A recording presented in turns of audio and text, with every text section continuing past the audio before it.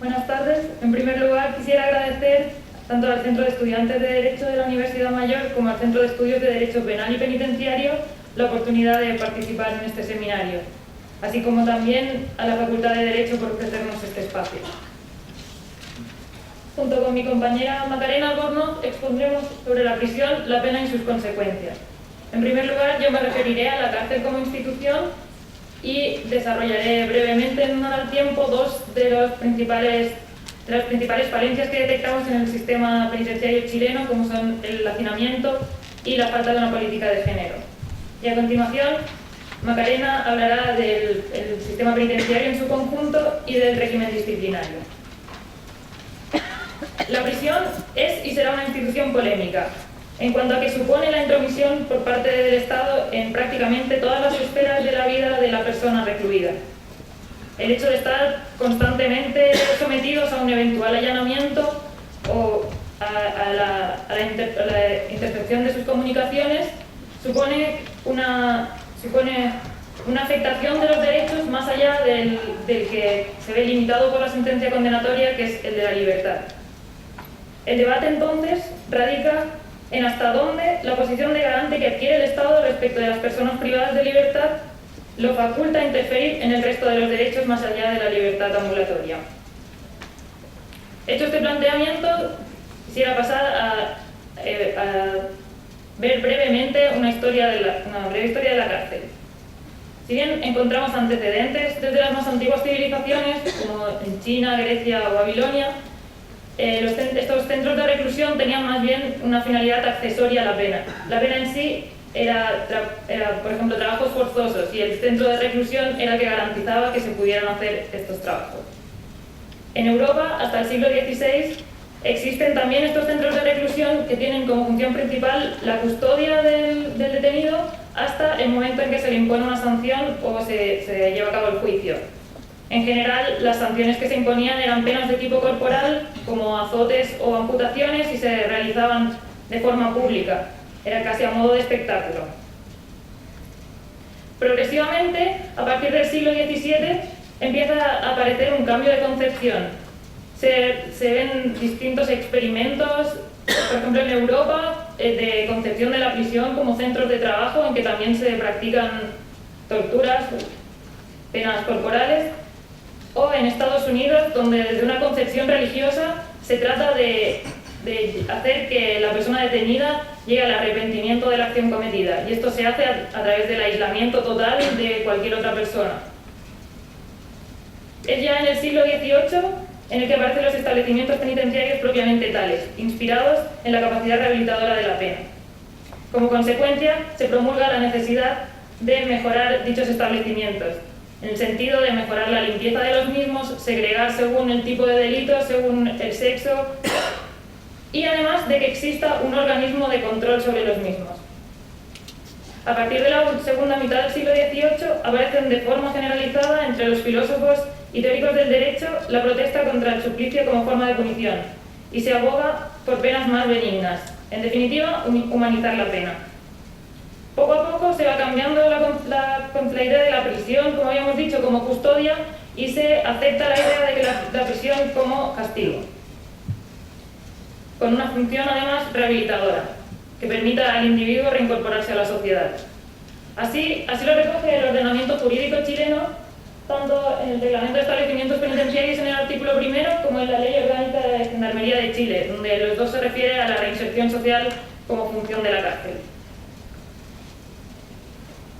Entonces, la pregunta que queremos responder hoy de alguna forma es: ¿vela realmente el sistema penitenciario chileno por la reinserción social?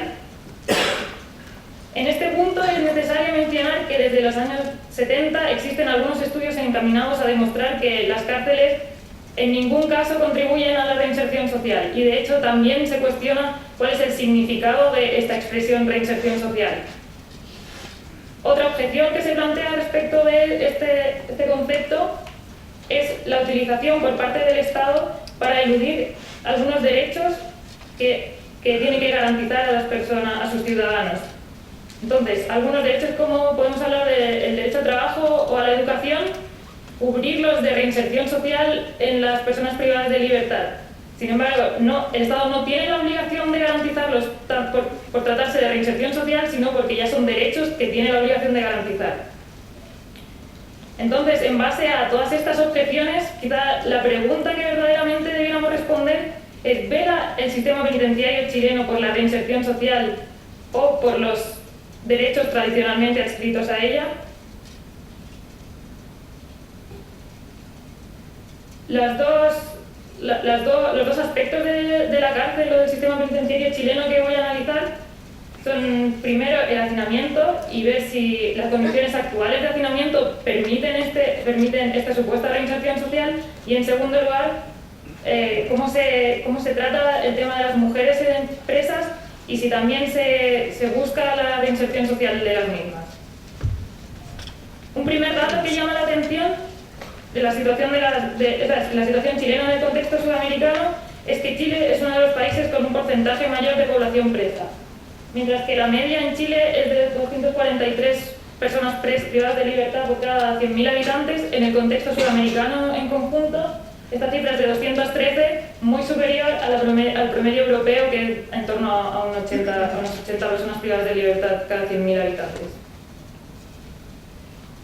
Además, es importante mencionar que del porcentaje total de personas presas, en diciembre de 2014, un 7,56% eran mujeres. Y esta cifra es muy relevante, dado que, en perspectiva, desde 2005 el número de mujeres privadas de libertad se ha duplicado. Lógicamente, el alto número de personas privadas de libertad se traduce en un alto hacinamiento en las cárceles de todo Chile. En este gráfico se muestra en rojo el número de personas que se encuentran privadas de libertad en cada región y en verde la capacidad de las cárceles de esa región. Se puede observar como en el caso de Atacama, Valparaíso, la región del Maule o la región metropolitana se superan ampliamente la capacidad de las cárceles. Bueno, en el cuadro se indica el porcentaje siendo el 100% la máxima ocupación. El siguiente gráfico muestra algunas de las cárceles. El hacinamiento no se distribuye por igual en todas las cárceles, y en este gráfico se muestra algunas de las que tienen un mayor grado de hacinamiento. Por ejemplo, destaca el CDP Santiago Sur o expenitenciaría, en que está en 208% de su capacidad, o el Centro Femenino de Talca con un 233%. Esto significa que en un espacio diseñado para un número determinado de personas están viviendo más del doble. Luego, el sistema penitenciario chileno, se indicaba en el gráfico anterior, ya está a un 100% de su capacidad, aunque mal distribuida, llegando a algunas cárceles a estar ocupadas por el doble de personas para las que fueron diseñadas. Es cuestionable si estas condiciones permiten la reinserción social. Además, como indicaba Cristóbal, la propuesta de medidas que obligan al cumplimiento efectivo de penas en el caso de los delitos de robo, hurto o receptación agravaría claramente esta situación. Una propuesta para paliar un poco este problema que se ha hecho desde observadores internacionales es la redistribución de los internos en las cárceles que tienen una menor ocupación. Pero hay que considerar dos aspectos muy relevantes en este sentido. El primero es el derecho de visitas, y el segundo, quizá no tan relevante, pero de alguna forma también, es la limitación de acceso a beneficios que eso implicaría. El derecho de visitas es un derecho del interno de ser visitado por su familia, y pongamos el caso de un interno cuya familia reside en la región metropolitana. Si es enviado a cumplir condena a la región de Magallanes, que tiene una ocupación de las cárceles del 55%, podría parecer una buena medida, pero evidentemente la familia no va a tener la facilidad de asistir con regularidad a ese sitio, teniendo en cuenta especialmente la extensión de Chile y el costo que supone el desplazamiento. Además, tendría implicaciones no solo para el interno, sino que la familia también se vería privada de pasar tiempo con él. Y esto contravendría el principio de que la pena no puede de que el castigo no puede trascender al castigado, y además, en el caso de que tuviera hijos, se podría estar contraviniendo el principio del interés superior del menor. el segundo punto el que he indicado por el que esta medida no es recomendable es la limitación del acceso a beneficios. Algunos beneficios intrapenitenciarios requieren indicar una residencia o un lugar en el que permanecer durante el beneficio. Por ejemplo, un permiso de fin de semana requiere un lugar donde pernoctar el viernes y el sábado. Entonces, en una ciudad en la que el interno no tiene ningún familiar o no tiene ningún vínculo, le va a ser muy difícil el poder encontrar un lugar que cumpla con estas características. Y de esta forma, probablemente se quede sin poder salir durante el fin de semana. Esto es especialmente grave por el hecho de que los permisos de salida están diseñados, y así lo dice el reglamento, para generar una progresiva inserción del interno en la vida en libertad. Entonces, si estamos tratando de reinsertar a la persona y al mismo tiempo le limitamos las medidas diseñadas para este fin, sería una contradicción.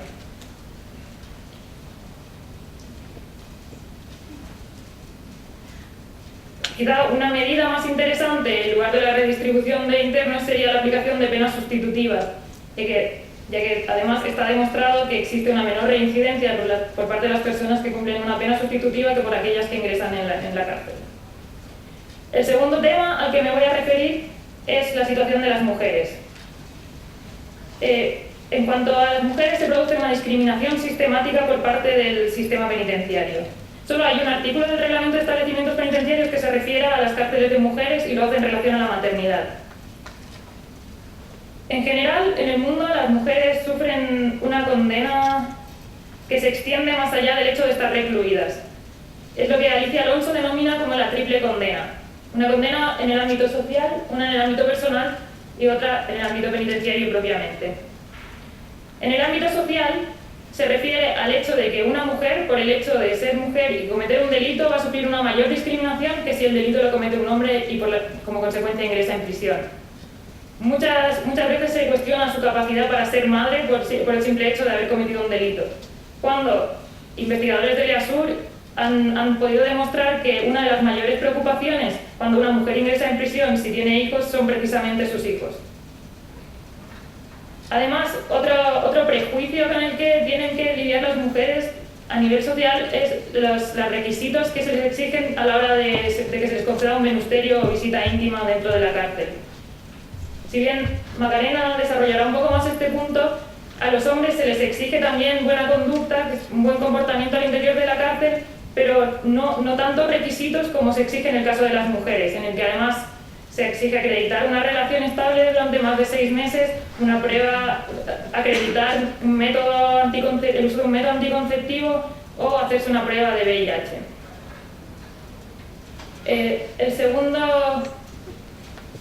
La segunda área de afectación por el hecho de cumplir una pena por parte de una mujer es en el área personal familiar. Está constatado que las mujeres siguen visitando a sus parejas cuando éstas ingresan en prisión, mientras que cuando la situación se invierte no es tan habitual. Existen muchos estudios que demuestran esto, pero hay un indicador que considero que es muy visual, que es simplemente pasar por fuera de una cárcel en horario de visitas. Y se puede ver como siempre la fila de mujeres es mucho más larga que la fila de hombres. Y esto sucede independientemente si la cárcel es de hombres o de mujeres.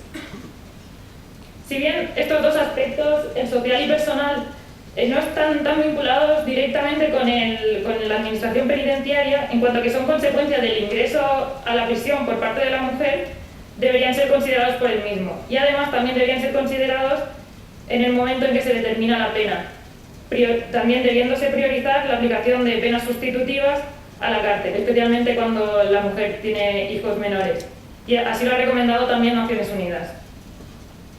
Finalmente, y ya refiriéndonos al ámbito penitenciario propiamente, las mujeres sufren unas condiciones de reclusión más severas que los hombres y estas no se adaptan a las características propias de la mujer.